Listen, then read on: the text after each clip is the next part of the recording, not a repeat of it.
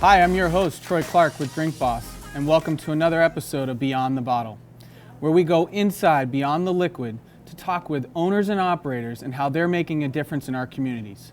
Today, I'm here at Casa Loca in Westwood, and I want to talk to the owner, Frank Santos of the Wellesley Restaurant Group. So welcome, Frank. Hey, thanks for having me, Troy. Yeah, I'm excited to talk a little bit about what's been going on. But before we kind of dive right into it, I'd love for you to talk a little bit about your group and the different concepts you have. Okay, well, we started back in 2008. We opened the local in West Newton. That was our first unit, and then from there we had great success there. We were, obviously it was a busy restaurant, and we started looking around for other locations. We ended up finding Wellesley. We opened Wellesley, Wayland, and then we went on to, Wellesley, Wayland, Waltham, and now we're in Westwood. I know, all W towns. All W's, I know, yeah. Right. Wellesley, That's what everybody Westwood, says. You only go to W's, and I said, yeah. But that's basically the quick, story on how we get started and where we are now. And how many restaurants do you have now? 5. 5 restaurants. 5. 4 locals and Casa Loca in Westwood. Casa Loca. And what made you leave changing the concept from the local to Casa Loca? Well, I've always been in love with the Mexican concept. I've always enjoyed Mexican, and I've seen the success of some different Mexican restaurants around town, and I like the food, I like the drinks. I've always wanted to do one. And then as we grew the local concept, people would say, well, you want to go Mexican one night, you want to go American, you want to go Italian. So we figured we'd start to grow and kind of develop some different concepts so we can get people, twice a week. 2-3 times a week, yeah, which sure. is kind of nice. And I know we're going to dive into some of these drinks. They're just making my mouth water in a few minutes. But I want to focus a little bit about this year. It's been a really hard year for restaurant owners and operators and a lot of people during something that no one could have ever foreseen coming. Right. And you being an owner of multiple concepts here, what's this year been like for you? How's it been? It's been it's at this point it's cliche to say it's been challenging, but it's been incredibly challenging. And when I first got into this business 30 years ago, people would say, "Oh my God, you're opening a restaurant. Why? It's such a tough business." And I always said, "It's a tough business, but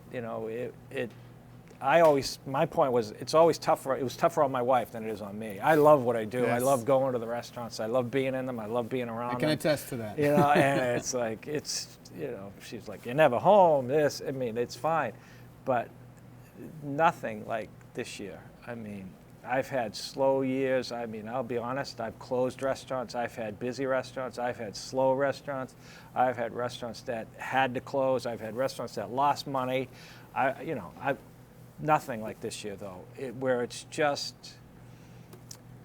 so challenging for, when the governor shut us down, actually we're going almost a year now, I said, wow, I've been doing this a long time. No one's ever told me that you can't do this, you can't do that.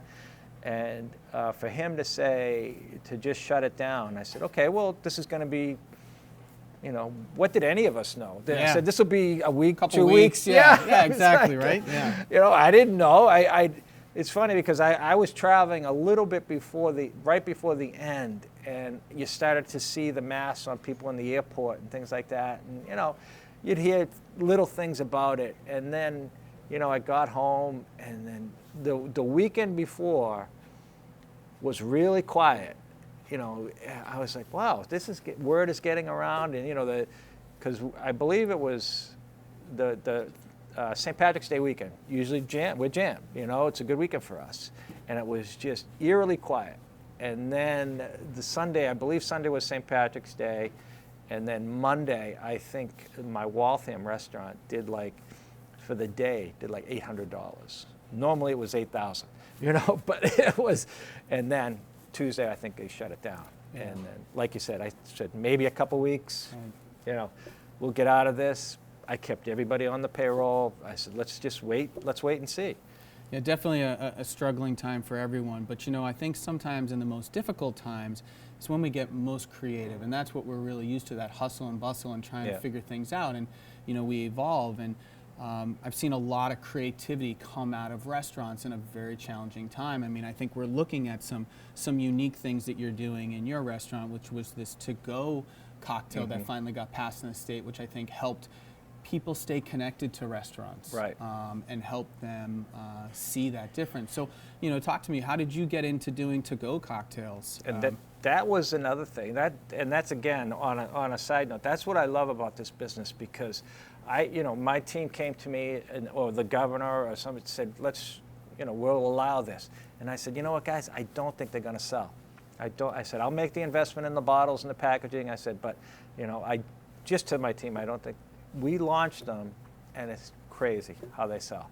And I'm so happy that we do allow that now, and quite frankly, I don't see it going away either. But let's hope not. We'll see. I think it's great. I think I think it's an extension of hospitality into people's homes that they never got to experience in Massachusetts before. Right. And it's such a great way to show creativity. I mean, if I'm at home, I'm not making a 10 ingredient drink or making this special and what are the chances syrup, you even have everything or even have it, right? Right. I'd love to be able to say, you know what, I can't go to Casa Loca tonight, but I want to be able to have that experience at home, and I want to have that margarita that they make that I love, right? Having this is such a great option for people, and I love how you focused on making sure that the label wasn't just stuck on there, or wasn't just in like a simple mason jar. You completed it with the package and the label, and it looks good, it feels good, and I think that's really important, which is really cool. And the guest is comfortable with that. Like we can't, and I get it. You can't have, like you said, a mason jar with plastic wrap on it. Here you go. Bring back the cup, please. Or, I mean, you can't. We can't. If you're going to do something, we have to do it right, which is fine. Which is, in the restaurant business, we always have to do it right. I mean, it's, that's why this whole thing with the cleansing and we've always been doing that. I mean, we do that all the time. Restaurants are constantly cleaning. And I think it just looks into the policies and practices that have been in restaurants prior, coming in a pandemic like this, where you have a heightened sense of cleanliness now. But it's something that we've always focused on, which I think gives consumers even more confidence to come back out and dine in restaurants. And who wins? The guest wins. Yeah, the guest wins. The guest wins, and that's what we're all about. So I also was talking with some of your team, which I thought was really awesome. You guys do like 5 different draft cocktails. You have some different margaritas on there. You have a house sangria. Talk to me a little bit about, in a difficult time like this, when staffing can be challenging, and still be able to put out a consistent product, how draft cocktails has helped you.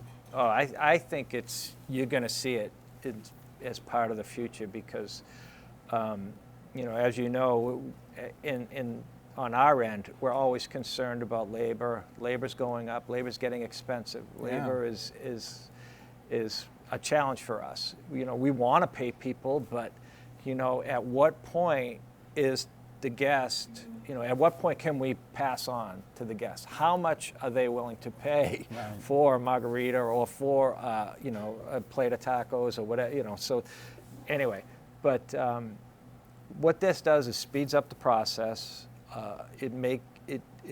Maybe we can go with 2 bartenders instead of 3, or maybe those bartenders can get off the bar, and I know here they do that. They help with these tables in the lounge, and they can make more money. But I think my feeling from, if we just go back to operations, is, and you know this as well. If we want to make a true margarita, it's a pour, a shake. And if we're going to sell in a Mexican restaurant where you're going to sell 90% margaritas on that night, what a 6-minute cocktail to make, or to get from the bar to the guest, 6, 7, 8 minutes, and time stretches out as the restaurant gets busier. We can cut that time down to 2, 3 minutes, and that time is money. Yeah, I mean, you have consistency, you have speed of operation, you know, and then also volume. I mean, when it comes down to it, you're not emptying as many bottles as fast. You know, you're talking about, and I think in your case, we're talking about 5 gallons at a time that you're moving through and being able to circle through, which is really, really awesome. But a consistent for the end user, where they're getting something really great, and using the resources of what's available now and investing that into your restaurant to give a better experience for your customers. I think that's really awesome. And as you said, I think there's definitely going to be some stuff coming and continuing. People, you know, not looking as this something is not as good a quality, right? We've associated cocktails with draft not really being high quality, but here you're using all fresh ingredients, fresh juice, fresh agave, high quality spirits going into the packaging or into the draft unit, and I think that makes a difference of what your end customer is getting. Absolutely. The proof is when it is in the end. You know, if it didn't taste good, we wouldn't do it. And I try them all. I mean, and they consistency is what we're going for, and that's what the draft cocktails creates. Controlling consistency, controlling costs, and it all. You know, it all bears out in the when the guest gets that drink. It's the same every time. The McDonald's principle, right? Yeah, you know, absolutely. that burger's the same no matter where you order it. And you know, so you got these draft cocktails going on, but what's your top selling cocktail here in the restaurant? I got to know, what are people drinking? Well, other than the margarita, I'd have to say it's the Coco Loco. Coco Loco. And we do mix that. You know, it's not batched out like our draft cocktails, but it is. Probably it has to be our bestseller. It's delicious. Yeah. And what are we using in that? Do you, yes. I'm going to put you on the spot now. Okay, yeah. You're not behind the bar every night. But I know. But I do have that's where I started this business, was on the bar. It's Rum Haven rum, and which is delicious, using fresh coconut water in the coconut rum, which is nice. Coconut cream, pineapple juice, and a dark rum float. Good thing to take away for our listeners is that, you know, as a restaurant owner, you know, beverage is where you drive a lot of your profit. And, you know, if you can be a better operator there in a very challenging time, it can help keep your restaurant moving forward, right? So looking at efficiencies behind your bar program, looking at the product that you're using, and finding ways to innovate and be forward thinking. You know, if you have a margarita on draft and you don't have to bottle that much in advance, you can bottle it on demand and put it in your to-go option that way when the orders come in, and then you keep using that for people that are in the restaurant. So it's almost like on demand to-go cocktails and on the batch there. So there's a lot of different options. I really like to see that. What about your food? What kind of food, you know, you talk a little bit about what is Casa Loca known for here from a Mexican food? Are you really into the tacos? What is it that you're... Yeah, tacos are hot everywhere, and I think that what we're seeing here is, you know, it all starts with the chips and salsa. Okay, what we try to get those out to the guests as soon as possible, so you know, because people come in, they're hungry. You know, we'll get them to drink as soon as we can. We'll get them the chips. And these are made fresh. Made fresh, right here every day, and then we just try to get them, and then they can relax. They have something to nibble on, and then they can move through the menu. We've got the most popular appetizer right now is the Mexican street corn, which is, you know, is amazing, and not the healthiest dish, I might add, but it's really good. And then we've just tried to, you know, everything we've learned at the local, you know, as far as what people want, price points and things like that, we've tried to carry over into Casa Loca. And you know, the bowls, we have Mexican bowls that are very popular now, which is basically you know, a burrito without the wrapper. Because everyone's so conscious of carbs, right? Yeah, yes. And so those are very popular, and you know, and then the traditional, like, you know, for me, my wife and I come here, I get the nachos and I'm done, you know, and it's, you know, so. And that's 2 margaritas and some nachos. Yeah, right. 2 margaritas and nachos. That's my Friday night dinner. So what's in store for the group as we continue to move forward? We're so happy to see that you've been able to continue to weather through this pandemic and keep your employees working and operating for customers. What's in store next? Well, I think, you know, we're eternal optimists in this industry. So we've got to. Right now, we're still in survival mode. You know, we're trying to get past this and survive. But at the other end, you know, I think there's a pent-up demand for restaurants. There are still people, and we saw that with our patios. As soon as our patios closed, you know, we saw that pent-up demand to just kind of really slow down. But now it's starting to pick up a little bit, and then I think timing-wise, once we get these patios open again, I think you're going to see restaurants come alive again, and that'll help us get through the nice weather, and patios open will help us get to the other side and help restaurants survive. So maybe, you know, while we get vaccinations and things like that, that we'll come out the other end, maybe by the end of the summer. Yeah, I definitely think there's some pent-up demand.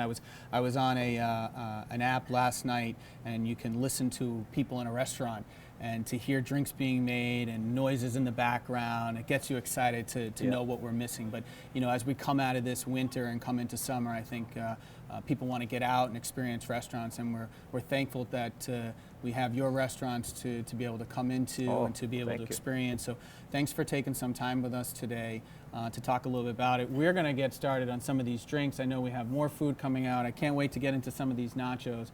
So I want to thank you all for listening to another episode of Beyond the Bottle. We look forward to seeing you next time, and have a great day.